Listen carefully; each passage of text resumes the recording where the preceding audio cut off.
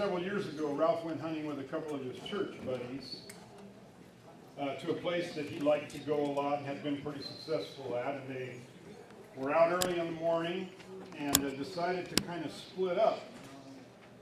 And Ralph happened to see what he thought was a trophy elk off in the distance and actually had a pretty good shot at it.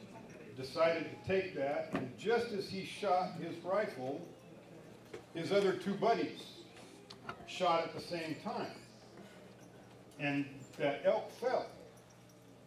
And they all got up to the elk and were looking at it, and it was clear that only one bullet had hit that elk, and they couldn't decide who that elk belonged to, who had been responsible for shooting it. And while they were discussing that, a game warden came up and asked them what was going on, and they explained the situation, and the warden said, well, let me take a look at the elk and maybe I can help figure out who this elk really belongs to, who's responsible for shooting it. So he went over and thoroughly examined this elk and came back and said, do any of you guys happen to be a minister by any chance?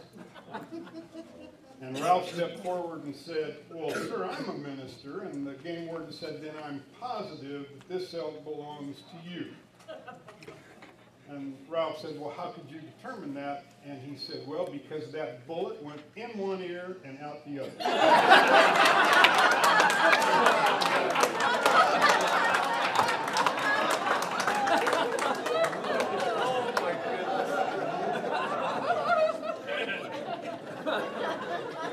Like I said, I can't confirm the veracity of that, but it certainly sounded true to me.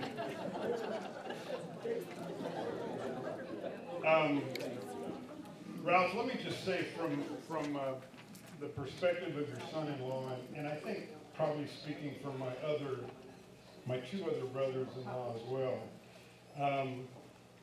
we're really grateful for the job that you and Velma did raising these three beautiful girls of yours. And we're really thankful for the legacy through your faith that's been passed down to our families.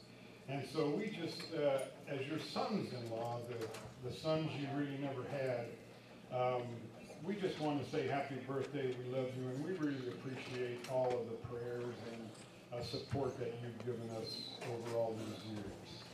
Thank you. So now we're going to